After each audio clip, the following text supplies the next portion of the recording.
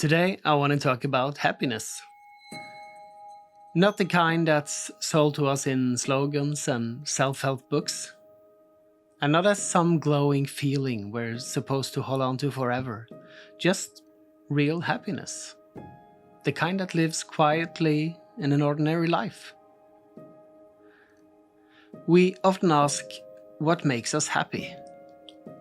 And most of the time, we answer with things like a better job, a finished project, a relationship, a trip to somewhere peaceful. And sure, those things can bring joy. They can lift us. They matter. But they don't always bring lasting happiness. Because happiness isn't only found in the big moments, it's often hiding in the small ones, the in-between, the unnoticed. The search for happiness can become its own kind of trap.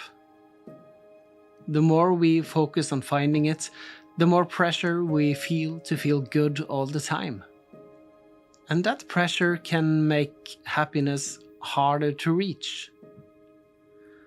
When we hold happiness as a goal, a thing we're supposed to achieve, we turn it into another task, another measure of success, another reason to feel like we're not doing enough.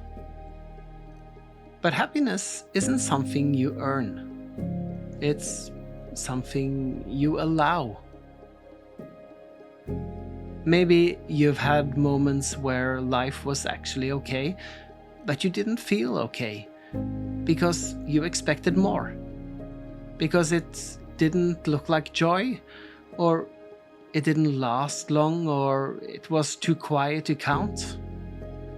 But maybe happiness isn't supposed to be loud. Maybe it's not supposed to be constant. Maybe it comes and goes, like sunlight through trees, fleeting, gentle, real.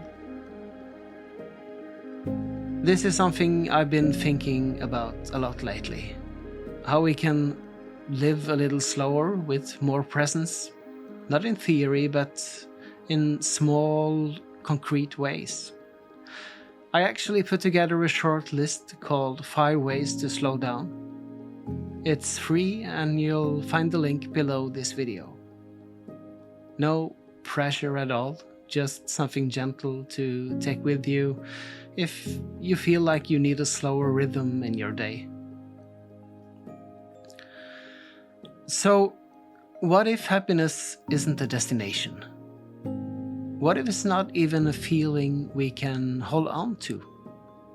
Maybe happiness is more like a side effect of being present, of doing something meaningful, of feeling safe, connected, or simply at peace.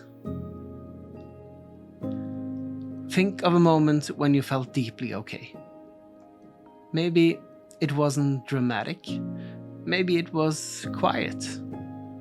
A walk through the woods, a morning coffee in silence, a deep breath after a long day, a shared look with someone who sees you. That's happiness too. Even if no one claps for it. Even if it doesn't look exciting from the outside. And here's a deeper question. How do we know when we're happy? It's not always obvious.